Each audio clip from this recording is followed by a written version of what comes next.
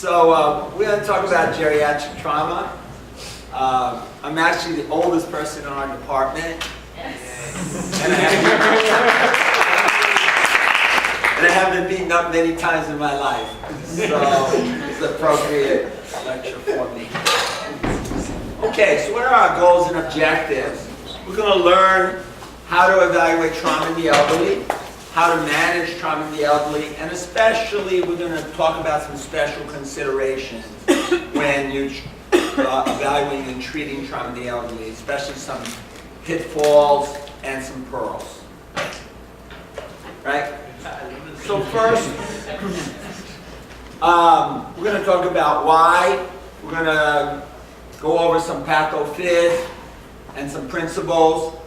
We're going to talk about the evaluation and then the management, and then again we'll spend some time on some special injuries and some special considerations. So let's start with the why, right? So there's a thing called the graying of America. America is getting older and older and older,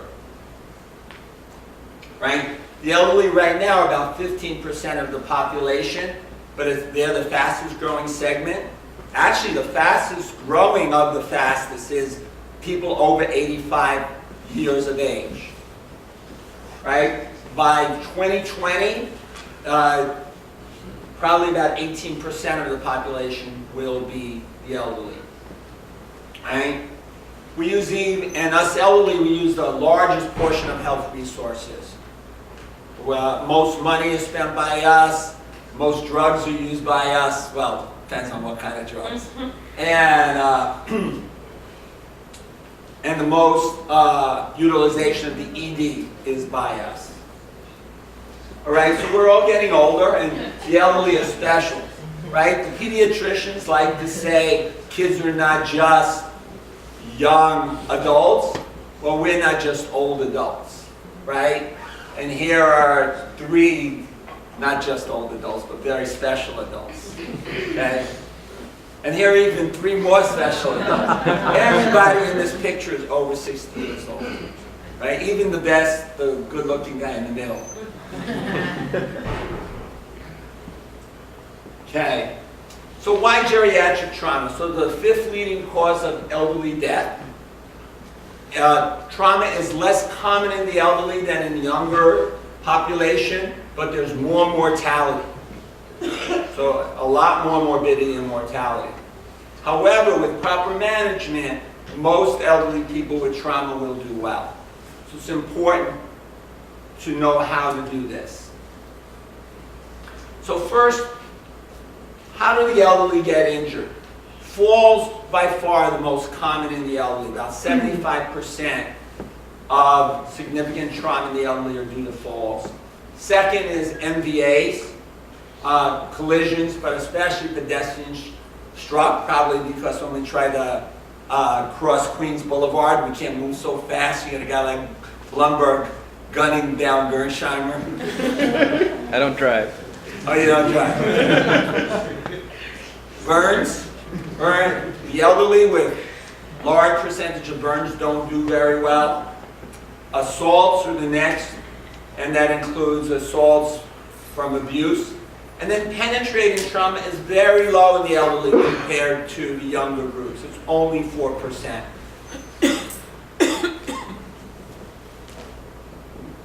So falls are a geriatric syndrome with a lot of morbidity, mortality, and a lot of causes. And it's our job to decrease that morbidity and mortality, but also to find the causes so the elderly person doesn't keep falling and hurting themselves and eventually die from their falls. And falls in the elderly affect everyone. Billions of dollars every year are spent on falls due to the elderly. So one of the things you got to ask when you see an elderly person who fell is why did they fall? You need to rule out an acute problem like syncope or near syncope, dizziness, cardiac neuro causes, hypovolemia. And especially this is true from nursing home patients. They did a study where nursing home patients who fell had a high percentage of something acute going on. Right? And then there are chronic medical problems and deficits like, poor vision and poor hearing and poor balance and other things that can lead to the falls. And then medications and alcohol can cause falls, and then the home environment. And any elderly patient who's fallen really deserves a good evaluation. If not in the ER, at least in the ER to rule out something acute, they need referral to a primary to get a good evaluation of why they fell, so they don't fall again and next time suffer bad consequences. So there are some special things in the elderly that are important. One is if you have an elderly who is in a one-person motor vehicle collision, like hit a tree or something, always rule out a medical problem. Pedestrian struck, very bad prognosis, much worse than in younger people. Again, large burns, terrible prognosis in older people. And then again, to emphasize preventing repeat falls, the old adage, an ounce of prevention is worth a pound of cure. So if you have an elderly person who falls, they really need good follow-up and good evaluation by a primary care physician or geriatrician and evaluation of their home situation so they don't fall again. So some quick physiology. As seen here, as you get older, there's some decline in physiological systems, especially in loss of reserves. And these are all things that happen to you as you get older. Right? And these are the systems that are involved. So it's almost the whole body. So what are the consequences of these physiological systems? So the elderly have more diseases. They're much more complicated to evaluate and to treat. They have less ability to cope. They have greater severity for the same amount of injuries compared to younger people, and they're more likely to have adverse drug reactions. So for what I call my GEMS, my geriatric emergency medicine principles, are comorbidities make diagnosis and treatment difficult. They have diabetes, they have hypertension, they have heart disease. Diseases often present atypically, and that makes diagnosis difficult. The elderly are much more likely to decompensate rapidly, so you have to be watching for that. And they have a much greater increased risk of ADR. So all of this you have to think about when you take care of the elderly person who has been traumatized.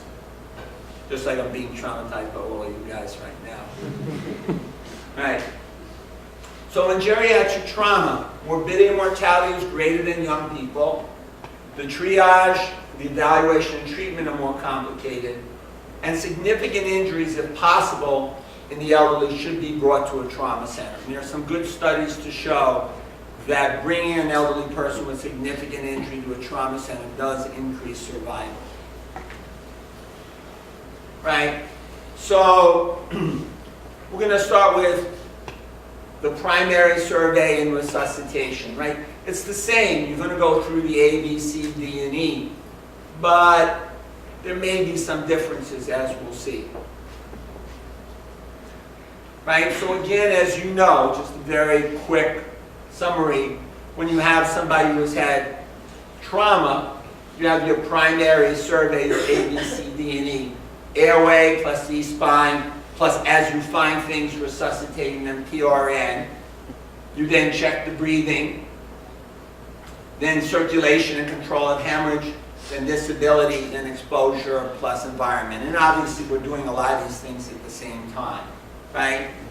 Now, when it comes to the elderly though, we also have Gernsheimer's elderly ABCs, not just me Gernsheimer, my mother, God rest her soul, my best teacher ever.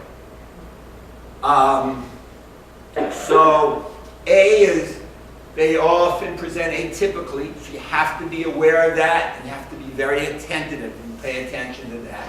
B, as my mother used to tell me, be nice, always, Joel, you be nice.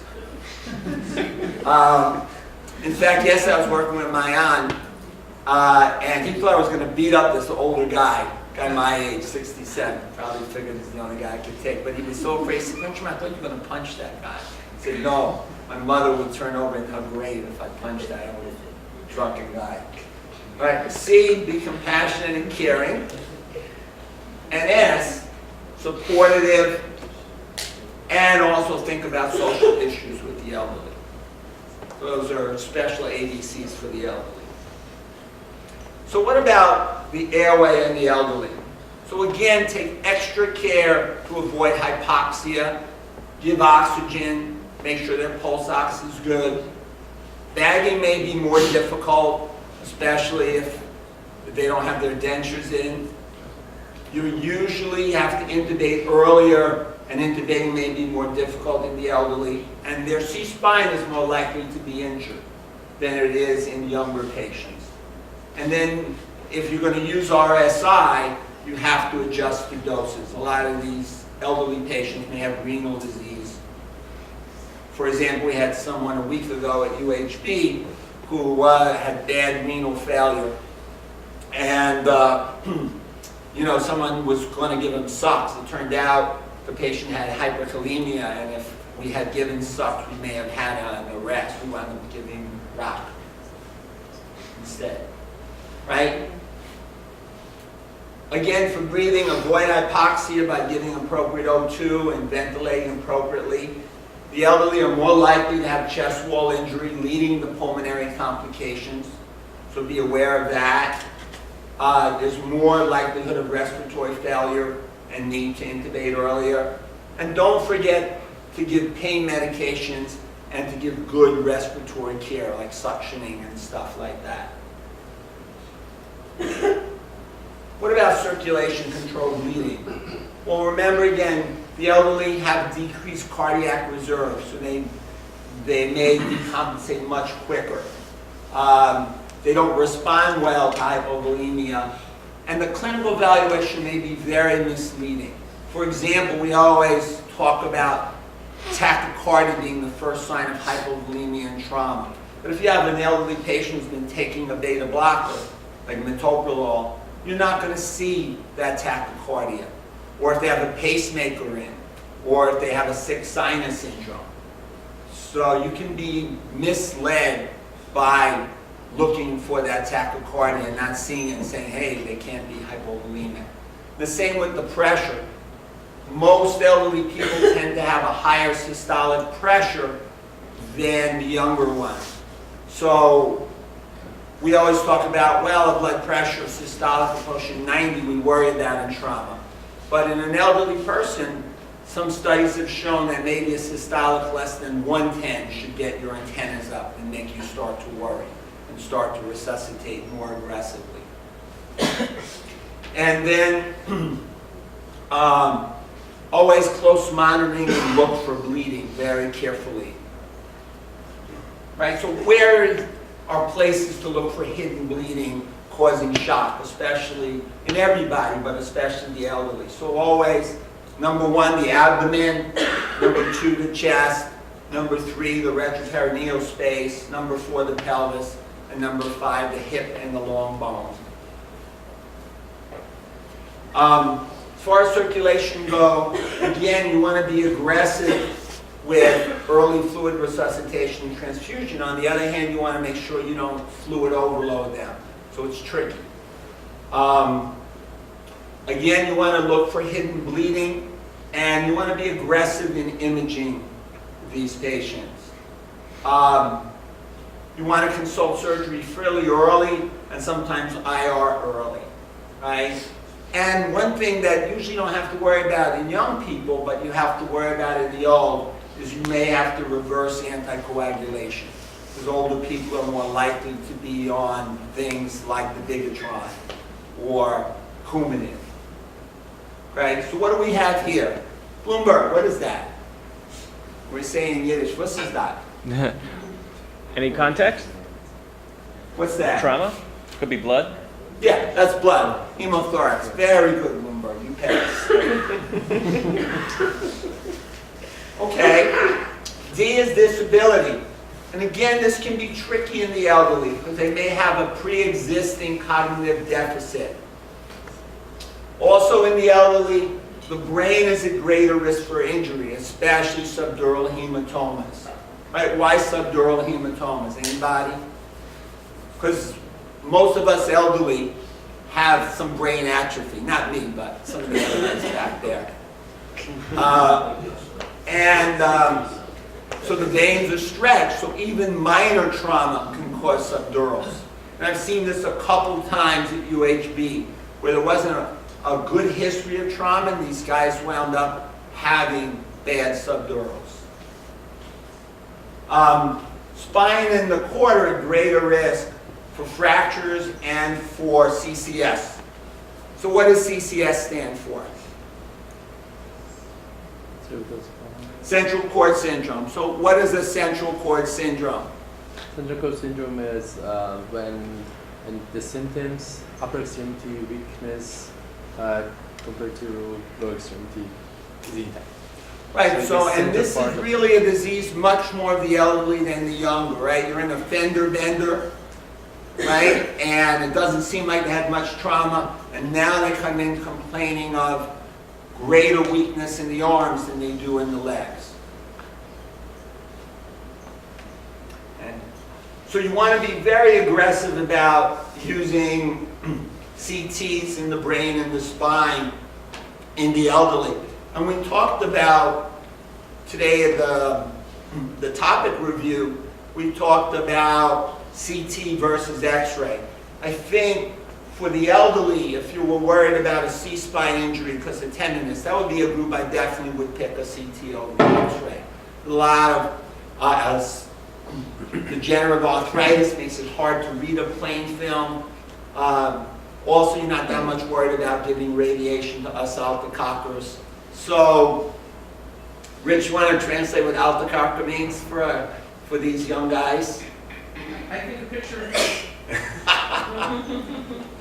So yeah, this would be, in the elderly, I would probably go with a CT ahead of X-rays for sure.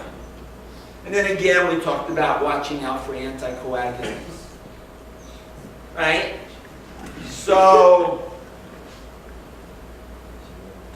which one here is the acute subdural? The acute one. Right? So this is the acute, usually occurs, stays acute for about a week or so. This is subacute, right? They can be very tricky because they're the same color as the brain tissue. And this is the chronic subdural. You can get all three in the elderly from minor trauma, and sometimes you see them in combinations, right? What else bothers you here in all three, even more than seeing the subdural? Right? Look at those shifts, right? Because God made us symmetrical, so it'd be easier to read CAT scans. And you see how asymmetrical that is.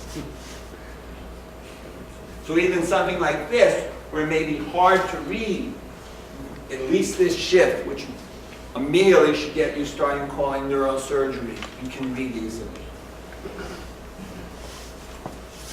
Okay? And then here are C-spine fractures. You can see the C-spine fracture over there in C3, but definitely you get that CAT scan. Even Gernsheimer is not, with his poor vision, is not going to miss those fractures right there. CTs are very good for fractures, especially in the elderly. So spinal fractures are more common in the elderly than younger patients. Again, neuro deficits, especially the central cord syndrome, where you have greater weakness in the upper extremities than the lower, is much more common in the elderly. And here are some good examples of fractures in the elderly. Right? So we have A, B, C, and D. Now we have E. Right? You're going to completely undress the patient, but you're going to avoid hypothermia, and you're going to continue to monitor them closely. Especially, you're going to continue to check their ABCs. So we're going to do a secondary survey, and we're going to start with an ample history. So what does ample stand for? When we're going to get an ample history, give me an A, like the cheerleader said, give me an A. What does A stand for? Allergies, right? M, medications. P, past medical history. L, last menses and last meal. Most of us elderly don't have menses anymore. And E, most important, the event, right? The history of the present illness. Right? And then again, you're going to do a complete history and looking for subtle injuries. And again, in the elderly compared to the younger one, I'd be much more liberal about getting imaging. Right? And then about giving the medications as you find things wrong. What do you think SLGS stands for? Wendy, what do you think SLGS stands for? Slugs. Anybody? Start low, go slow. You can always give more medications, right? The elderly are much more sensitive to meds. So, yes, they need enough pain med, but you can start, instead of starting with 6 of morphine, you can start with 2 or 4 of morphine and always add on. Okay? And then, when you're talking about definitive treatment in the elderly or in anybody, always measure risk-benefit. Is this treatment I'm going to give going to benefit the patient as compared to the risk of doing it? Right, so, there you go. What is this? Fluid. Fluid what? What kind of fluid do you think if this is a trauma lecture? Blood where? Blood between what's to be possibly the liver and maybe the kidney. Okay, so what famous older person is this named for? Morrison. Morrison pouch, right. Okay. So again, be very liberal about imaging, right? You can see the blood there from abdominal blunt trauma in Morrison's pouch. So if this patient was unstable, it's a 75-year-old who is unstable, and you saw this, what are you going to do with him? It's like a trauma called trauma surgery. Take him to the OR as soon as possible, right? Obviously, you give him some fluid and start the blood, but right, unstable patient with bleeding in the abdomen, they go to the OR, right? No hesitation. Okay, now some special injuries that you see more in the elderly than younger people. Rib fractures. Rib fractures are much more common in the elderly with the same amount of trauma than they are in the younger person. Pulmonary contusions are more common, and complications of rib fractures, like flail chest, are more common in the elderly. Here again is an example of rib fractures and developing bad pulmonary contusions there. All right. Abdominal injuries always have a high level of suspicion for abdominal injuries in the elderly. And you can be fooled by the clinical exam. So you need to monitor, reevaluate, and again, image aggressively. So Melanie, what do you think this CT is showing here? What's damaged here on this CT? Anybody? Melanie, you get first shot, but if you don't know it, you can pick somebody else to be embarrassed by me. I see kidney injury. It looks like there's some hypodensity in the kidney there. Well, here's the kidney. Yeah, I Doesn't think look too bad to me, it's though. right. I mean, the liver's got a big laceration too. What's this? Is that part of the liver with some fluid in it around the capsule, or is that part of some? That's the spleen. That's the spleen? Yeah, Well, it looks pretty bad. that looks pretty bad, and that's the spleen. That's a splenic injury that wasn't apparent just by the physical, but showed up on the CAT scan. So if they're stable and don't have to go to the OR right away, then a CAT scan will bring out injuries very well. Okay? So musculoskeletal injuries are very common in the elderly, and even if they survive, it leads to the deterioration of their ADL. Okay, what does ADL stand for? What does ADL stand for? Peter, what does ADL you think stand for? Activities of daily living. Yeah, activities of daily living, right? The things you need to do to be able to clean yourself and feed yourself, right? Most common fractures in the elderly: wrist, hip, femur, humerus, and the pelvis, right? So you need to check for those, and especially you have to also look for neurovascular damage. And you have to get appropriate imaging: X-ray, CT, MRI. Right, if you look here, you don't see too much here, but I'm worried this person has a fractured hip, right? CT is much more accurate, so is MRI than is plain films. And if you're still worried they can't bear weight, even if the X-ray seems to be negative, get a CT in here. In the CT, the fracture is obvious.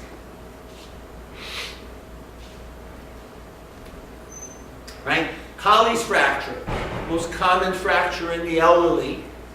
Right? Again, it's a distal radial fracture with dorsal displacement of the hand, the so-called silver fork or dinner fork abnormality. It's a classical X-ray of Colle's fracture, most common fracture in the elderly.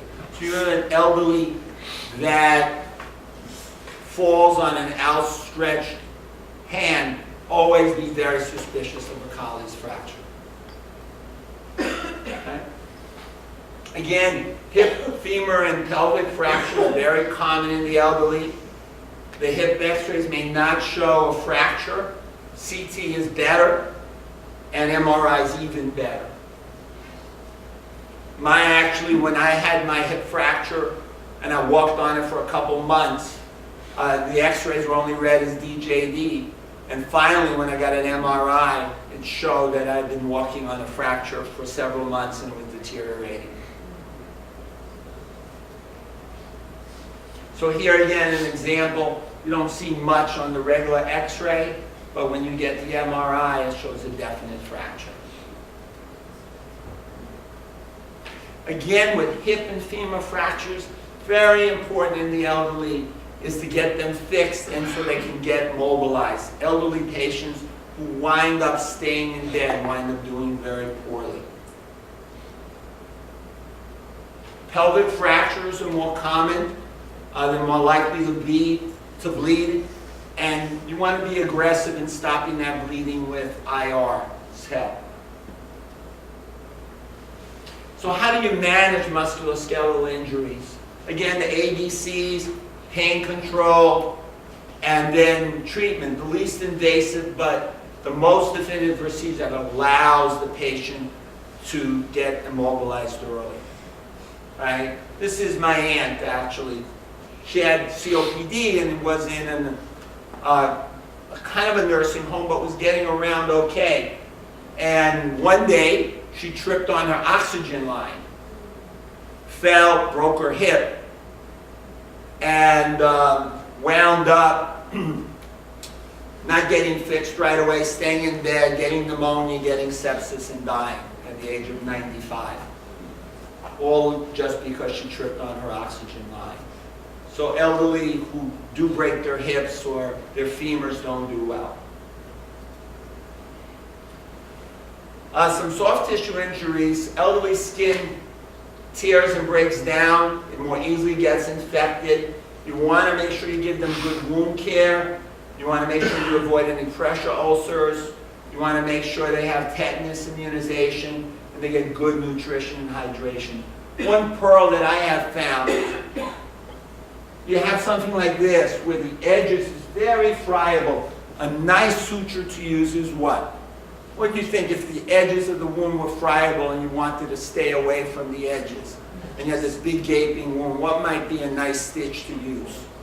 Mattress. Very good. A horizontal mattress is very good for this kind of wound.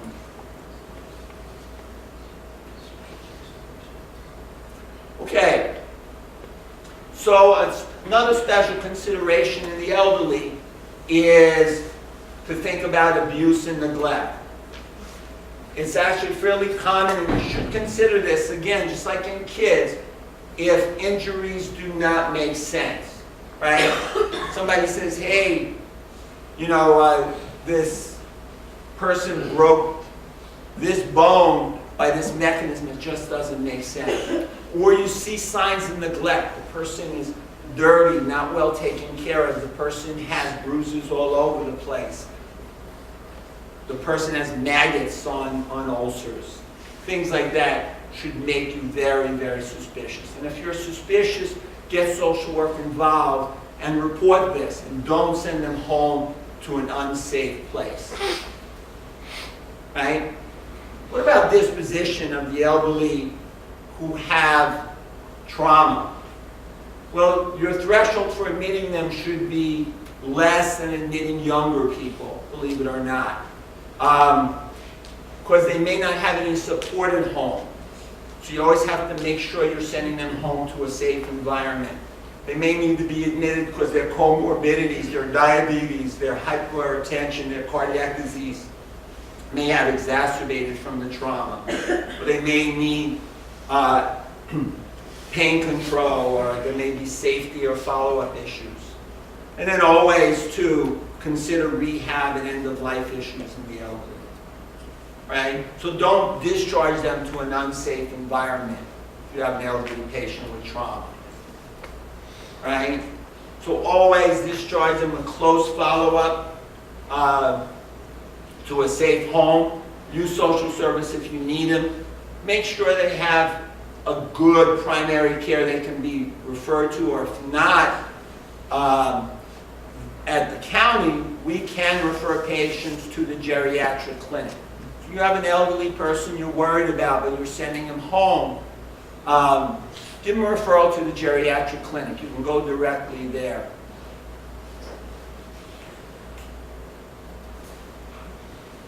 Okay, so in summary, the elderly are more susceptible to injury.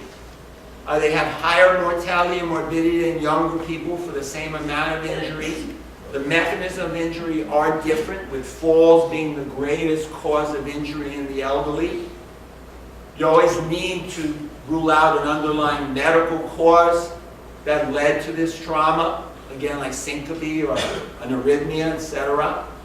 And always careful evaluation and aggressive treatment of anything you find, not just ignoring it because they're elderly, and always be nice to them.